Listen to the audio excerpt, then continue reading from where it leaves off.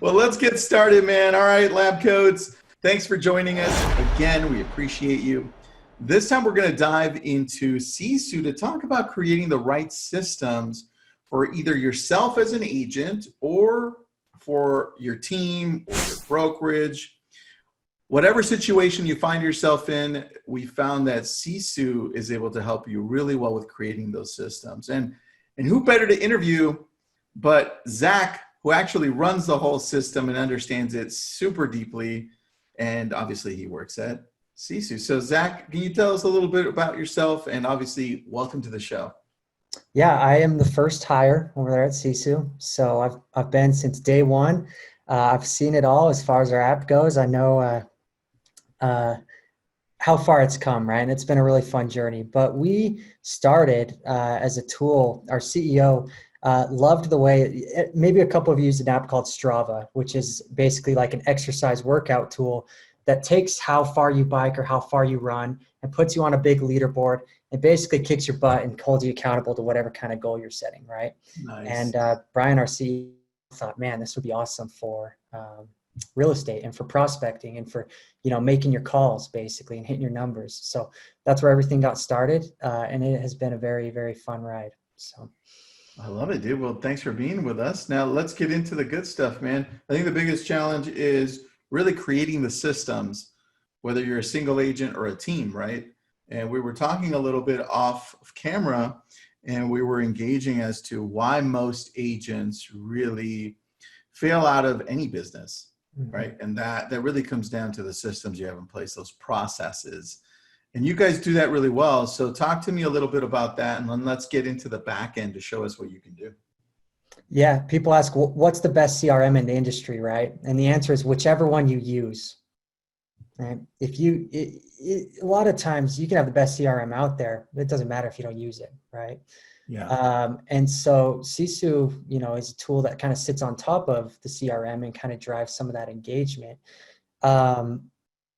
And that's kind of what we're all about, right? So I don't know, did you want me to expand a little deeper on any of that, Tristan? No, that's good, man. I just wanted to I want you to start talking about those systems that we need to create on a daily basis to really get people involved into actually accomplishing their goals. Because I was talking about this in the morning, and then you can chime in where you want, which was when I was talking to our brokerage and our teams, I was letting them know that I'll take you through this story, and then maybe you can help me through it as well. But obviously, who Warren Buffett is, right? Of course. Yeah, I don't have to. He's the Godfather. He's that guy, right? So there's a story along those lines of him having a pilot, and I think his name was Mike Flint, if I remember correctly. Mike Flint, let me Google. Yeah, Mike Flint. All right. He was Warren's personal pilot for about 10 years. And this guy, Mike Flint, he'd flown around with US presidents as well because he was their pilot, actually like 4 of them. And according to those presidents, he was an amazing pilot. But here's the thing. One day he was sat down by Buffett, and he's like, hey man, you've been with me for such a long time. Have you been really listening to a lot of those things I've been talking about and really implementing them into your lives? And he's like, well, this is my main thing. I'm just a pilot. So I do listen, but I really haven't had a chance to implement a lot of these things. He's like, well, let's take a step in that direction. He goes, do you have a minute? He's like, yeah, all right. He goes, Flint, Mike, I want you to write down your 25 career goals. So Flint took some time, he wrote them down. And then as he wrote them down, he goes, all right, you ready? Buffett is like, you ready? He's like, all right, now I want you to identify those 5 goals that are the most important to you. And I want you to circle them. So he circles them, he narrows it down. It gets kind of tough because, when you've had to narrow it down from 25 to 5, it's like, oh, do I really want to get rid of this one? So he's narrowing them down, and then he circles the top 5. Now, it took some time. Now, if you're following along at home, you're in your head, you're narrowing it down, kind of like Mike's doing. Now, at this point, Mike had 2 lists, right? He had the list of 5, which he called the A list, and the list of 20, which he called his B list. Now he tells Warren, he's like, okay, cool. I feel a lot better now. I really want to work on these 5, right? And Buffett says, well, what about the ones you didn't circle? What happens to those 20? Now here's the thing. Pay attention. Well, Flint says, those 5 are my primary focus. The other 20 came in a close second, and it was kind of hard to eliminate some of those to reach my top 5. But they're still important to me, and I'm going to continually be working on them here and there as I see fit. And they're not as urgent, but I still plan to give them some effort. And Buffett goes, no, you got it all wrong, Mike. Everything you didn't circle just became your avoid at all cost list. No matter what, these things get no attention from you until you've succeeded on the top 5. And that's an issue, man, because most people are focusing on these wrong things. We put so much attention on just things that don't matter. It makes us feel like instead of doing business, I think a lot of us are just wrapped up in busyness, right? And so that's why I love when you say, look, it's all about creating these systems, but focused on the right things. And those right things at the end of the line are pretty easy for real estate agents: leads, listings, leverage, and learning. That's it. And then you can go into leads, online, past clients, sphere, focus, whatever you want to focus on, right? Listings, obviously market them more, create more opportunities from those, how to get them. And then leverage, this is where you come in, because I need to look at technology that's going to help me leverage those things that I'm either okay at or good at, I want to get better at. And that's where I need you to show us how Sisu works so we can leverage that. Because when I'm looking in that leverage section, under leads, listings, leverage, and learning, I'm looking at leverage. I'm looking at 2 things: always hiring talented people, but always putting in the right technology, right? Paulie, Zach's company is Sisu, SISU.co. Take a look at it. We'll put it up in the chat there so you can take a look at it. But what they do specifically is they really help us track everything that we're doing on a daily basis, whether we're a team, brokerage, or individual agent. And like Mike Ferry's always said in the past, because I coached with him for years, he says you just need to track everything that you track that can then duplicate, right? Because you understand where that business is coming from, and then it truly becomes a business, right? And that's that leverage, man. To us, that's super important. Oh, look who showed up, the other Zach. Okay. I'm joking. It's What's not. up, other Zach? What's going on, Tristan? Right now. What's up, Brian? Doing great. Hey, I apologize for joining late. I didn't get a link, and then Zach sent me one in our Slack channel. So Yeah, no problem, dude. We got you. We were telling a story. Zach was really good so far. He just regretted not wearing a Dodgers cap. That's all. No. I'm joking. Tristan, that story, that Warren Buffett story, I mean, we see the same thing in real estate, right? Where a team leader very frequently sits down with their agent and says, how many homes do you want to sell this year, right? Or they even go higher level and say, what's your life goal this year, right? And they'll start breaking it down, and they take it from, all right, if I want to make 100K this year, because it's always 100K, I've got to sell X amount of homes at my average price point.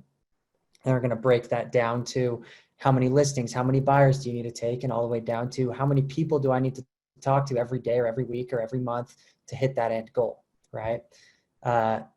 Very common process there. And Brian, I mean, that's kind of where Sisu all started, because getting to that number is easy, but holding yourself accountable to it and tracking it, that's a pain in the butt, right? And that's really what we've been focused on. So it's a super applicable story.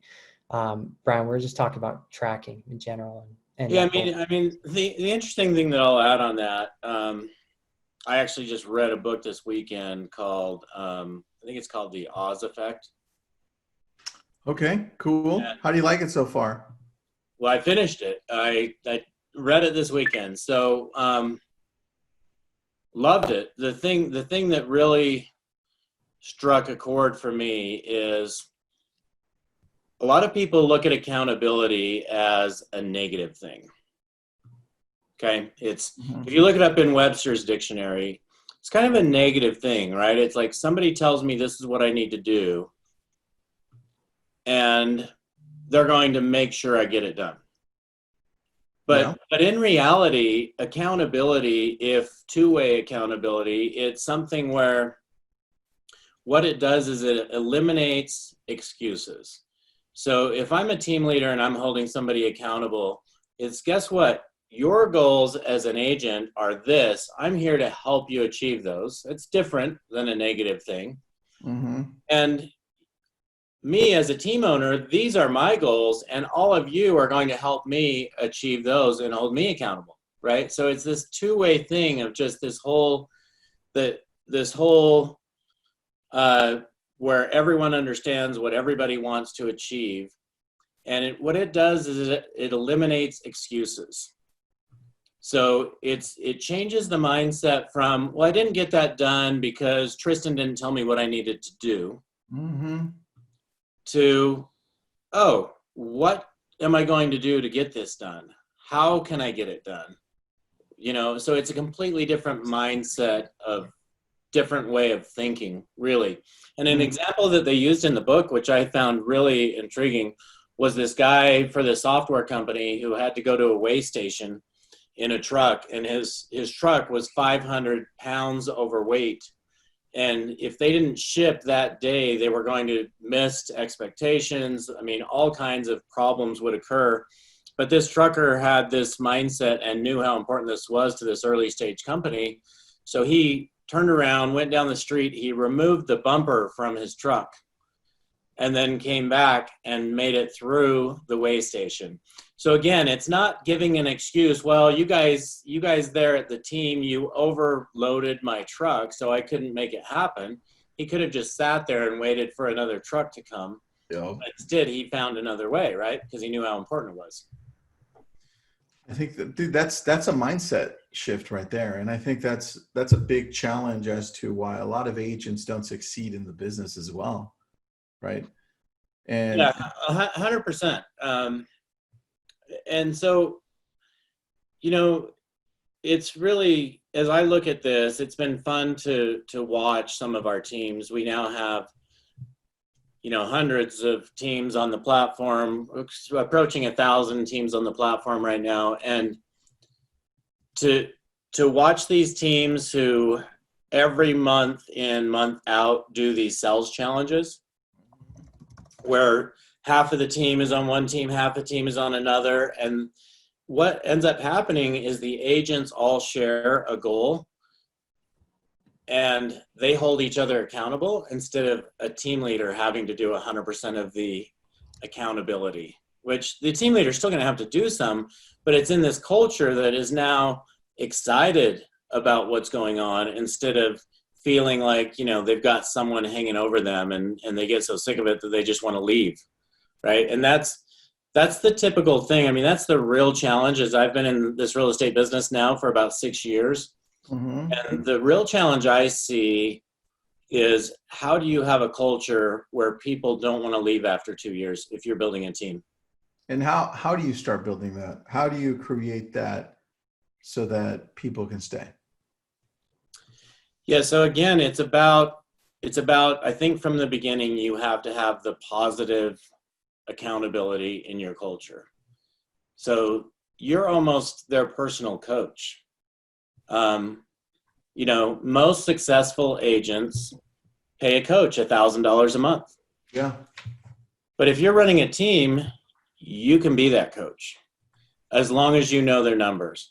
And if you manage them through numbers instead of managing them through emotions, if you don't know their numbers, if you get in a one-on-one, the questions that you're answering are completely different. They're not about numbers. They're not about activities. They're not about conversion ratios and where their weaknesses are. It's about excuses. It goes back to that excuse thing I was talking about, where, hey, well, my car broke down and so I couldn't do this, or I've got this going on in my personal life. And we all have stuff going on in our personal lives. But if the focus is around the accountability and the numbers and the conversion ratios and the progress and what I can do to help you grow, it's completely different than a team leader who doesn't have that in their business. And then the only thing you can really talk about, because you're not measuring any of their success, the only thing you can really talk about is what is good and what is bad in their life right now. And then it gets really emotional at that point, right? Yeah, 100% emotional.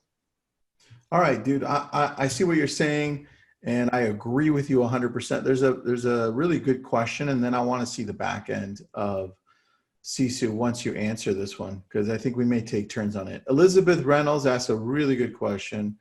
It's more like a comment in between what you were saying. She's like, I think the other struggle is that when a team takes so much of your commission, you don't always see the value in the team. So your team has to prove their value to you as the team member to make it worth it. So I'm going to read more of into it a little bit more. That's a great comment, Elizabeth, because I know that a lot of agents feel that way. Yep. And I'm going to just say that a lot of agents feel that way because of one major reason. And that's the team or team leader isn't really focusing on the most important thing when it comes to that team or the individual agents. They're missing something, which goes along with what Brian was saying. Brian's saying, look, if you focus on accountability, this is what happens. You start focusing on the actual challenges that each agent is facing on either converting or not bringing in enough leads, not producing enough opportunities, and in essence, not having the life they want financially. Yep. Right? And it all breaks down to the simplest thing, which is that tracking. I won't know what my team is doing if they don't report the numbers back to me. If they don't say, hey, today I actually worked. I did this, whether it's past clients, fear, whatever they're doing, right? And my job is to go in and say, hey, I see where the struggle is. Let me help you become that amazing agent that you want to become. So whenever you do become that, guess what? There's no issue with commission because you saw me as the person that gave you that value to grow into that mega agent, right? But it breaks it down into the smallest thing, man. So what is your response to that? Because I agree with what Elizabeth is saying with that feeling. Yeah, I mean, it happens all the time, which is why a typical scenario is that an agent joins a team and they stay on that team for 2 years.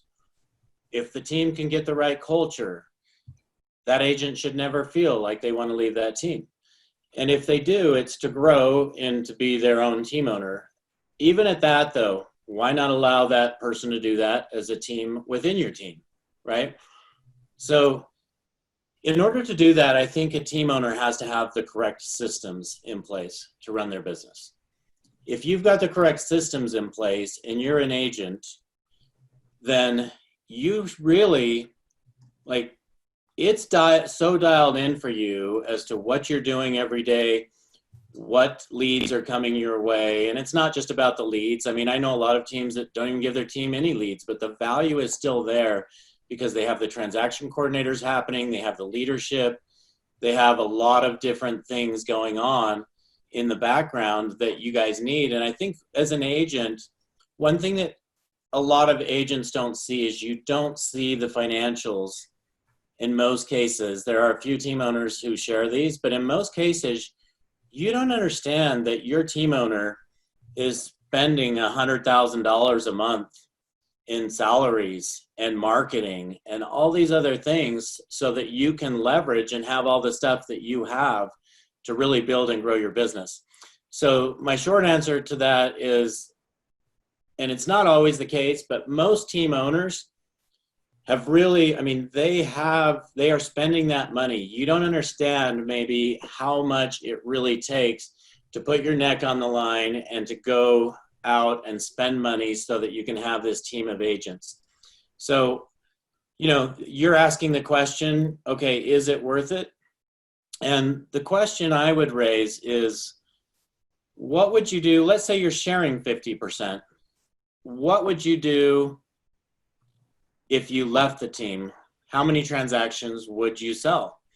And I think I want to share an example from my wife's business. My wife runs a team here in Utah. It's about 25 agents. And just over this last year, she's brought in 3 or 4 agents. She's grown from about 10 to about 25 agents in the last year. But she's brought in several agents who have been in the business. She used to bring in primarily new agents. Now she's been bringing in experienced agents. And what she's found that if she brings in an experienced agent who's been doing maybe 12 transactions a year, an average of 1 transaction a month, by plugging into her systems, these agents are now doing 4 or 5 transactions a month. So they are sharing 50% of their GCI, and she's not getting 50%. She has a lot of expenses, right? I mean, when all is said and done, she might be getting 20%, maybe 30, best case. But I would say the law of averages would be more around 20% is what that team leader is getting after all of their expenses. So, and as an agent, if you're doing 5 transactions at 50% versus 1 transaction at 100%, you now have a 250% increase on the revenue that you're bringing in as an agent. So keep that in mind as well as you're weighing out these different options, because I've seen it time and time again where when somebody leaves a team atmosphere, if they really enjoy that team, now if that team's not a fit for you, go find another team.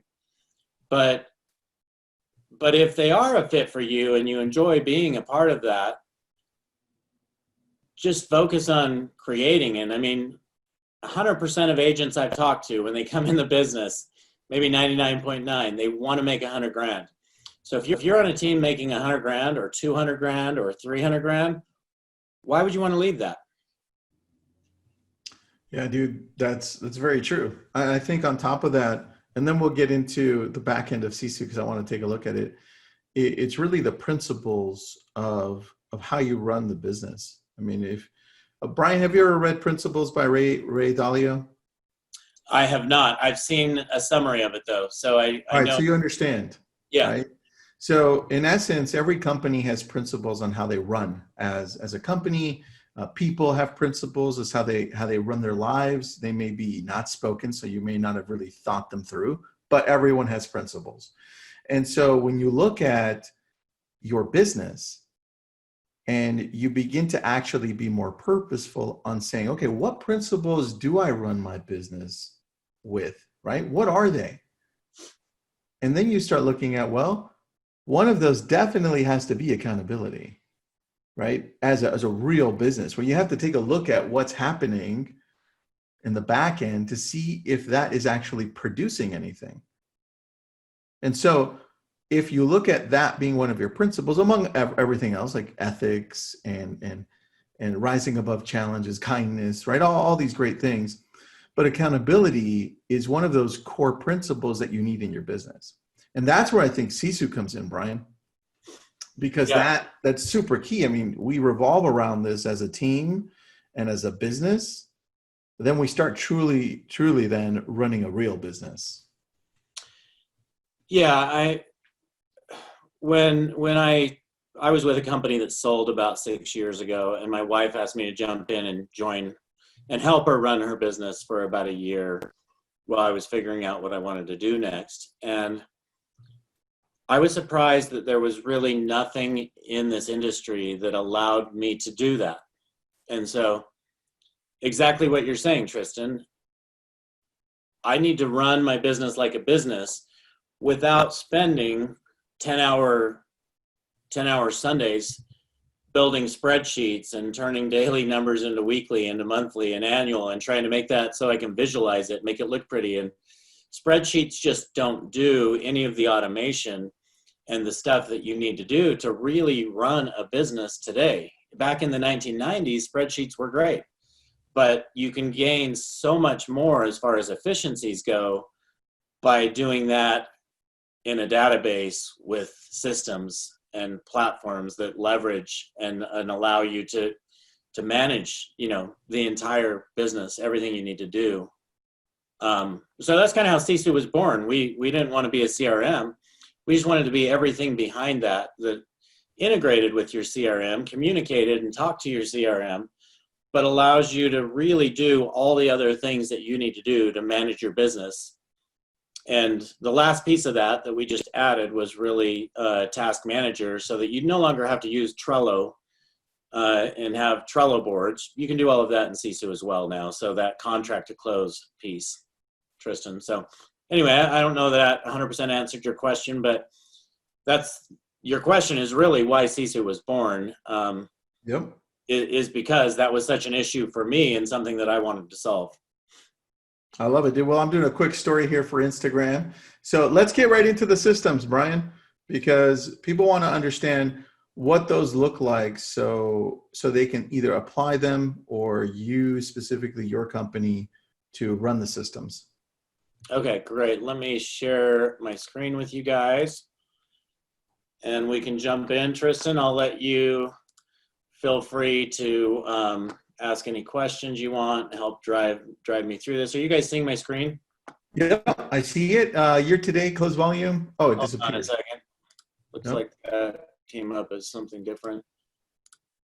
Okay, so this is just looking at and this is just our Sisu team here. In fact, while we're doing this, let me actually log out of this, and I want to share an actual account with you guys. Cool.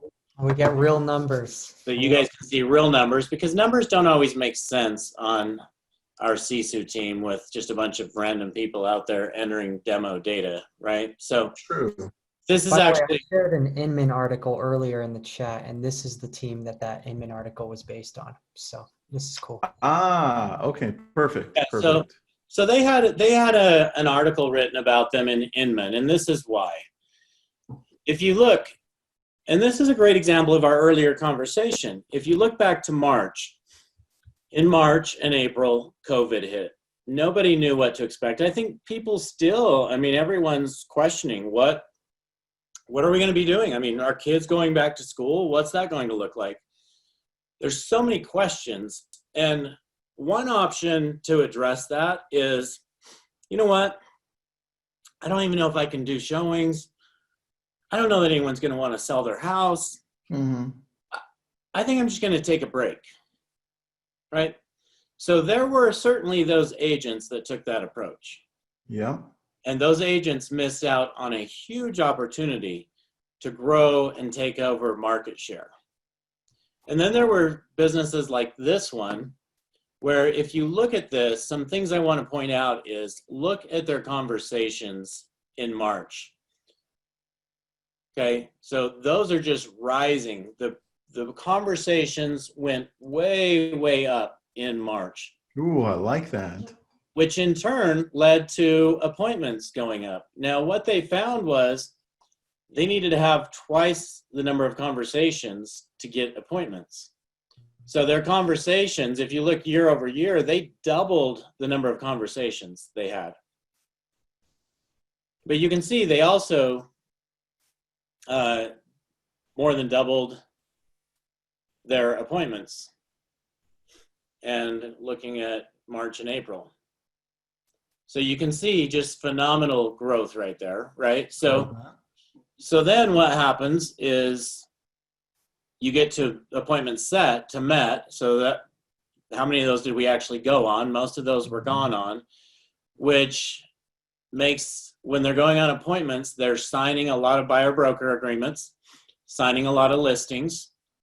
And so they're getting signed agreements, which has led to under contracts being substantially higher as well, even though we're in the midst of COVID, where homes are not supposed to be selling in the months of March and April.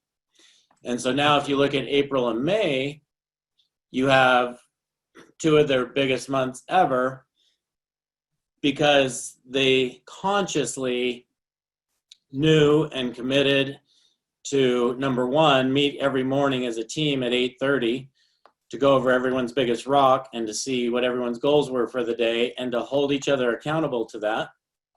At the same time, they had a sales contest going on to drive the excitement and the fun within the business. And at the same time, as COVID's going on, they're getting better results than they had in the first 3 months of the year. Wow. I really love that. So the question then comes, Brian, how do we get into a habit of doing this so that we enter the numbers? What systems are we using to make this even possible, right? Yeah, so this is really where the magic happens. So right now I'm looking at a team. And so I'm looking at the team goals, and you can do this at any level of your business. So if you have a team within your team, or if you have groups within your team, or if you have agents within your team, this can be done at any level here. So let's just look at the team for a minute. So the team goals are to do 316 units this year. Mm-hmm. You can see they're not on pace based off year-to-date closed units. If you look at year-to-date closed and forecasted, they're just barely off being on pace for that. So just knowing that, I'm barely off being on pace for that, just that alone, if I didn't know that, I probably would kind of just give up on this year, right? I'd probably stop tracking. I probably wouldn't mean that much to me. And as I'm speaking here, I don't want you to just think of this as a team owner, but also as an agent. We'll look at an agent in a second. So now I can quickly see this month, our conversations are really down right now. If I'm a team owner here, and in March and April and May, our conversations were way up, and June, and now July, all of a sudden our conversations are down, I can quickly look at this, and in 1 minute, I know exactly that this is going to cause us problems in the month of August if we don't pull this together in the second half of the month, right? So I can know that as a team owner just by looking at this. The next thing I can look at here is I can look at listings. And I can see that, okay, we're setting this many appointments. We've only met this many. Why is there such a large breakdown here? Mm-hmm. And maybe it's that these appointments are set for this week. I don't know, but that's the question I would be asking here. And then here, we're converting on 33%. We've been on 6 appointments. We've gotten 2 listings. So that gives me an opportunity to talk to my agents about, okay, are we doing a pre-listing packet? What are you saying? What's your script? What's your listing presentation? Are you talking about yourself? Or are you talking about what the client is after? What's important to them, right? So it gives me the opportunity to have those types of, again, accountability conversations. All right, so let's go into the actual things we want to track. And Brian, I'm going to say, okay, half of these people aren't going to jump on Sisu and use it, right? So sure. Let's identify what does every agent need to track, okay, in order to do this on their own, and then you can show us how we track that on Sisu, just to break it down as a system.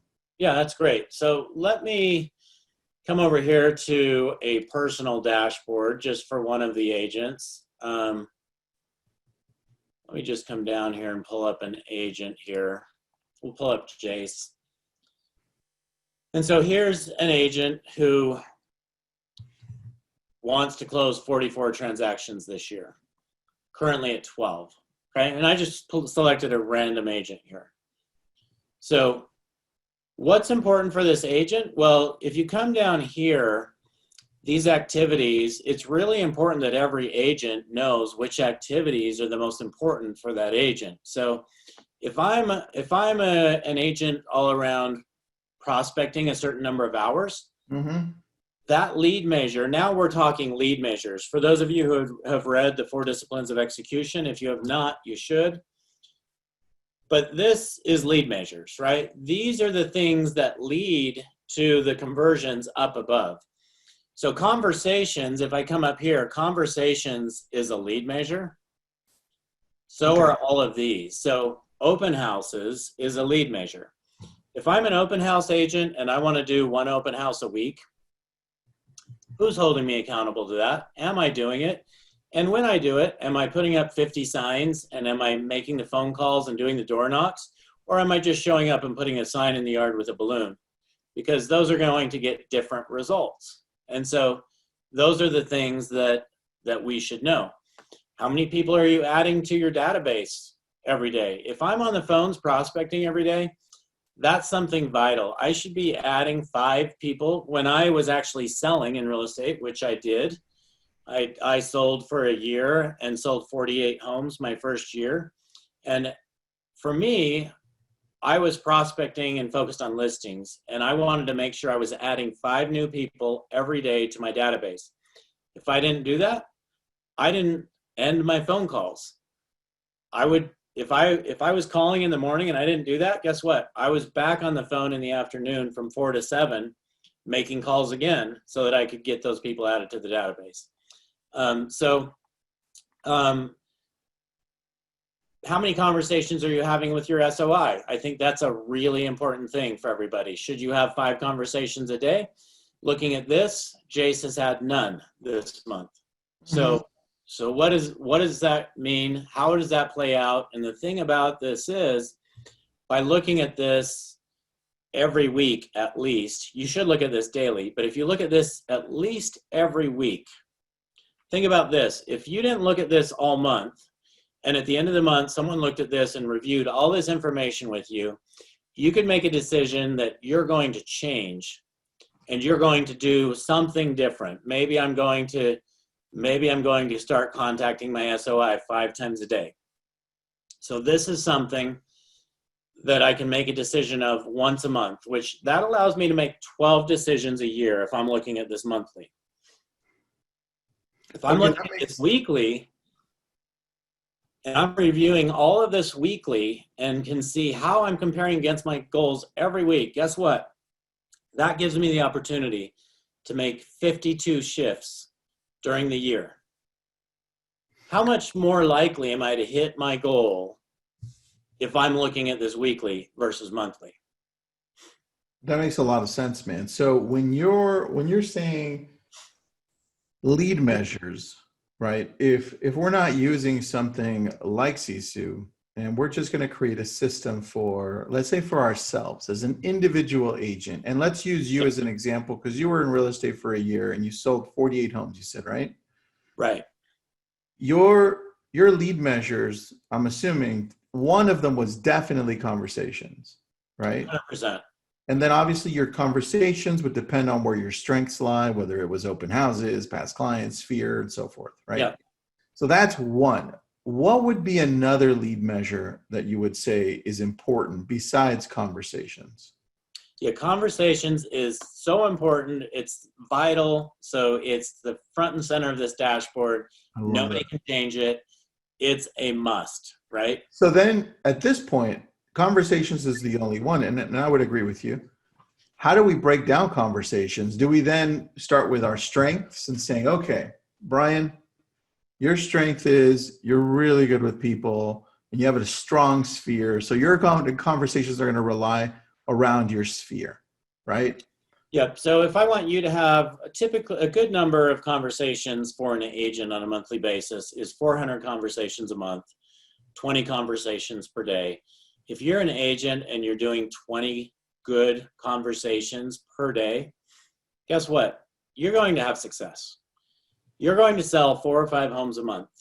And if you're not, it just means we have some work to do up here on some of these conversion ratios, from setting appointments to knowing how to go on appointments, to knowing how to get those signed, to knowing how to put someone under contract. But in the meantime, if you're having those 20 conversations a day, you're going to have success. But maybe you're brand new to the business. And so we want to make sure that you're speaking with your SOI and letting them know that you're in the business. So I'm going to say, if you're going to have 20 conversations a day, let's make sure 5 of those are with somebody you know. You're letting them know you're in real estate. All right. Okay? I love that. And then, so Brian and Zach, this goes back to the very beginning, right? Which when we were talking about focus and creating the right systems, if you know that the right systems in real estate all revolve around conversations, right? Then all of a sudden, you know which way you need to go. All right, let's break this down, right? Let's go into what type of conversations. Are you great at social, Zach? Are you good at Facebook, Instagram, LinkedIn? Yep. What are you great at, right? And let's start identifying, all right, let's go deep into that. Oh, you know what, Brian, you're great at open houses? Yep. Then let's go into those. So then you start creating these lead measures that all revolve around conversations, and your systems will be like, okay, Brian, you're on my team. Zach, you're on my team. Let's focus on your strengths, and let's track those conversations that are based all on your strengths. But a question that comes up, and one of you can answer this: what do we consider a conversation to be? I think it's different for everybody. In my opinion, a conversation is a two-way means of communication. So you're communicating with somebody about real estate. I don't care if that's through a DM on Facebook, or if that's through a text, or if that's through an actual phone conversation. I think those are all types of conversations. Mm-hmm. So that being said, this social post, you can see social posts is on here. Social posts, for those of you who don't want to do expired calling and FSBO calling, which that's not for everybody, if that's not your personality, well, guess what? Maybe your personality is you're going to make sure you do 3 social posts at least every day. And that's not just a post. You're talking, you're going to do stories. You're going to make things that are entertaining people, things that are grabbing people. Every success you have, you're giving market updates, all your closings. If you're even just sitting there on the phone making calls, you're letting people know that you are 100% focused and committed to real estate. Because guess what? As soon as people start seeing that, you're going to have people reaching out to you as well, right? So that's your form of marketing as an agent, if you're not one to just get on the phones and grind all day. That's true, man. That's what it comes down to. So now, for people that are kind of following along and understand how this all plays out, the activity section at the bottom really are those things that lead everything that's important in what Sisu is. So can you scroll up a little bit, Brian? Because I had Damon ask, can you scroll up to the listing and buyer section again? Yes. So basically, when you have a conversation, it's Damon. Yeah. So Damon, you're either going to convert that into a buyer appointment or a listing appointment. And it might be both, right? You may have someone who wants to buy and sell.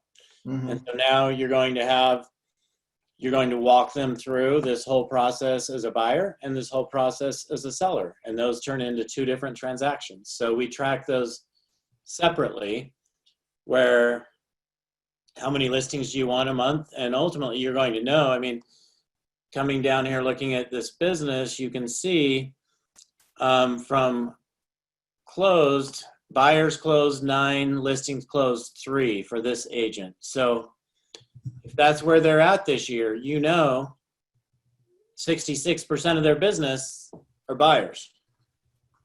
Dude, and that's the power of systems, right? The thing that becomes a challenge is that people don't know what to track when it comes to systems. And we just simplified it for you because we're telling you the things you need to track really comes down to one thing. It's the conversations. And those conversations, they just look different among your team, right? And if there's for any reason a challenge that some people are not converting, you can tell where it's at. You can tell whether it's in a conversion part or whether they're not making the calls, right? Or they're not having the conversations, yep. Right? Yeah, if somebody says they're having 100 conversations a day, and this is less than even 1.5%, you know they're either lying or they seriously need to work on scripts and work on personality and work on energy. So what do you do at that point? Well, part of what you might want to do is say, guess what? I want you to exercise and meditate every morning so that when you get on the phones, you're in a great place, because nobody wants negative energy when they answer the phone. And if that's the way you're coming across, let's do something about it. Yeah, that's the key, man. That's the key.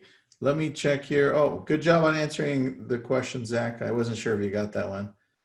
I got Perfect. it. All right. So here, Brian, let's wrap up.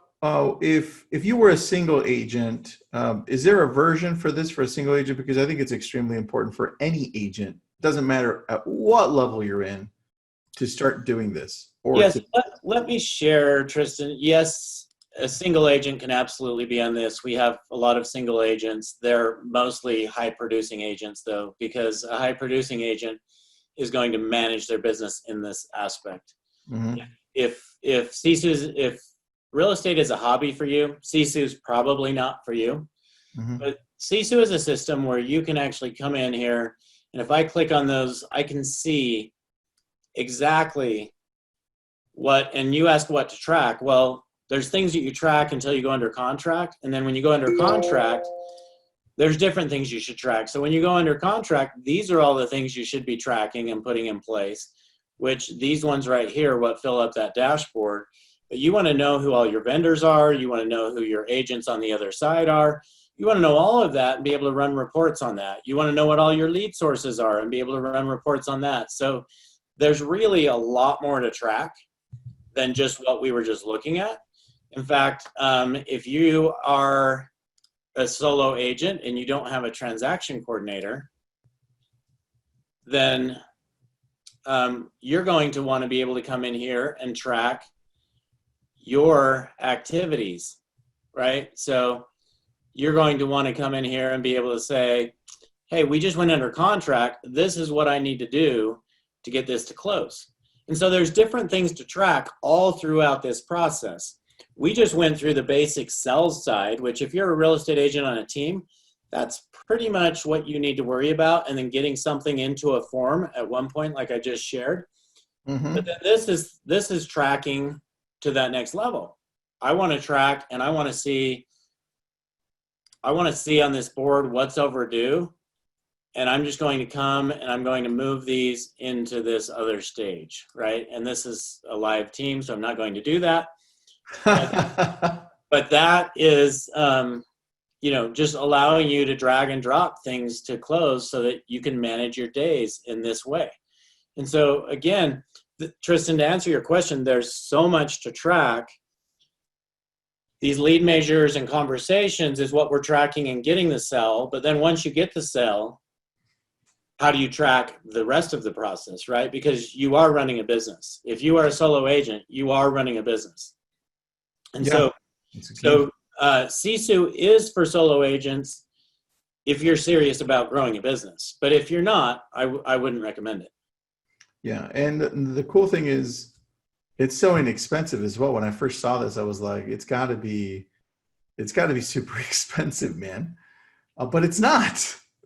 Yeah, no, we've definitely built it so that anybody in real estate can afford it. I mean, it's basically, you can go out and spend millions of dollars building this platform, or you can pay $100 a month. It's up to you. Yeah, and it's super easy. So I love it, Brian and Zach. I think let's do this again, and let's go really deeper into how successful people, agents, teams, brokerages, if you want to break it down, how they're using it, whether they're using it with their team as contests, and how to have people actually input the things that they're doing on a daily basis, because I know that that's a challenge, right? For people to actually use this and input it daily through the app or through the actual website. And then what the differences have been over the years after they've been tracking. I'd like for people to understand how this works as a whole in those different tiers. Is that something we can do? Yeah, we would love to dive into that. I mean, then we can talk about a lot of this stuff is automated, where it's pulling in automatically from your CRM.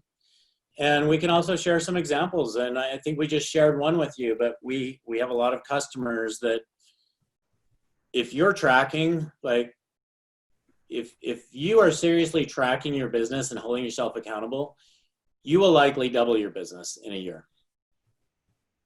So why do you think that? Because I agree with you. I'm not saying otherwise, but why do you think it?